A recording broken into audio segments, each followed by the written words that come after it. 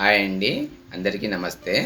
ఈరోజు మనం పచ్చి కొబ్బరితోటి మంచి రుచికరమైన ఐస్ క్రీమ్ తయారు చేసుకుందాము. మనకు ఎండాకాలంలో ఎండలు కొంచెం ఎక్కువనే ఉంటాయి కదా, అటువంటప్పుడు మన ఇంట్లో ఒక పచ్చి కొబ్బరి, కొన్ని పాలుంటే సరిపోతుంది. వీటితోటి మంచి ఎండాకాలంలో చల్లని ఐస్ క్రీమ్ తయారు చేసుకోవచ్చు. ఇది మస్తు తొందరగా అవుతుంది, అలకగా అవుతుంది, రుచి కూడా మస్తు మంచిగా ఉంటుంది. మీరు కూడా మీ ఇంట్లో ఈ పచ్చి కొబ్బరితో ఐస్ క్రీమ్ తయారు చేసుకొని చూడుర్రి.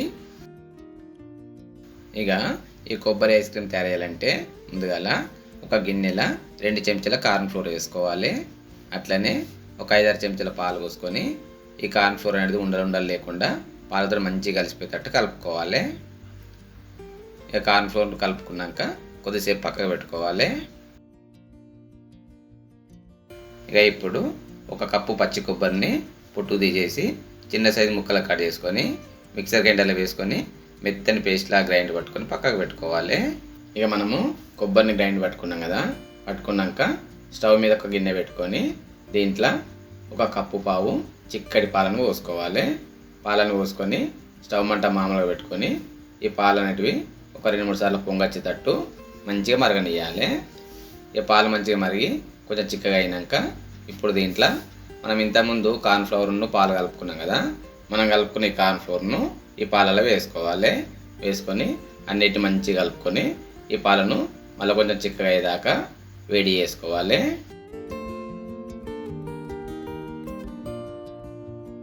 ఈ పాలు కొంచెం చిక్కగా అయినాయి కదా, చిక్కగా అయినాక ఇప్పుడు దీంట్లో సగం కప్పు చక్కెర వేసుకోవాలి.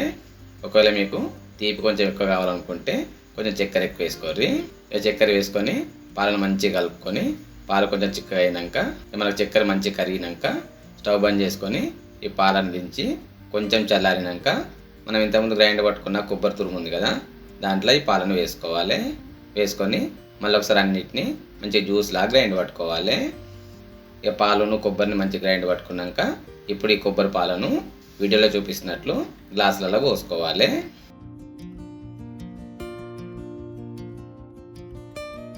ఇక కొబ్బరి పాలను గ్లాసులలో పోసుకున్నాక ఇప్పుడు ఈ గ్లాసుల మీద వీడియోలో చూపిస్తున్నట్లు సిల్వర్ కవర్ తోటి ప్యాక్ చేసుకోవాలి. ఇట్లా చేసుకుంటే ఎందుకంటే మనం ఫ్రిడ్జ్లో ఇవి గ్లాసులు పెట్టినప్పుడు దానిలో నీళ్ళ చుక్కలు పడకుండా సిల్వర్ కవర్ తోటి కప్పేసుకోవాలి. ఇక మనం సిల్వర్ కవర్ పెట్టుకున్నాక ఇప్పుడు ఈ గ్లాసులను దీనిలో ఉన్న పాలనేది గడ్డ కట్టేదాకా ఒక 10-12 గంటల దాకా ఫ్రిడ్జ్లో పెట్టుకోవాలి. ఇక మనం గ్లాసులను ఫ్రిడ్జ్లో పెట్టుకొని 10-12 గంటలు అయింది. ఒకసారి తీసి చూద్దాము, మనకు పాలను గడ్డ కట్టే ఐస్ క్రీమ్ అయిందో లేదో చూద్దాము. ఇక నేను సిల్వర్ పేపర్ తీసేస్తున్నా. మనం పోసుకున్న పాలు అనేది గడ్డ కట్టినాయి, మనకు ఐస్ క్రీమ్ తయారైంది. ఇక గడ్డ కట్టిన ఐస్ క్రీమ్ తొందర బయటకు రాదు కదా, అందుకని ఈ గ్లాసులను కొన్ని చల్లటి నీళ్ళల్లో కొద్దిసేపు ఉంచాలి. అట్లా చల్లటి నీళ్ళలో కొద్దిసేపు ఉంచినాక మీ ఇంట్లో ఏదైనా చాక్ కానీ ఏదైనా చెంచాతోటి కానీ దీంట్లో వీడియోలో చూపిస్తున్నట్లు పొడిచి మెల్లగా జాగ్రత్తగా గ్లాసులో నుండి మన పాల ఐస్ క్రీమ్ను బయటకు తీసుకోవాలి. చూసిరు కదా మనకు కొబ్బరి పాల ఐస్ క్రీమ్ ఎంత మంచిగా తయారైందో. ఈ ఐస్ క్రీమ్ను వీడియోలో చూపిస్తున్నట్లు మీకు నచ్చిన ఆకారంలో కట్ చేసుకోర్రి. నేనైతే గుండ్రా కట్ చేసుకుంటున్నా.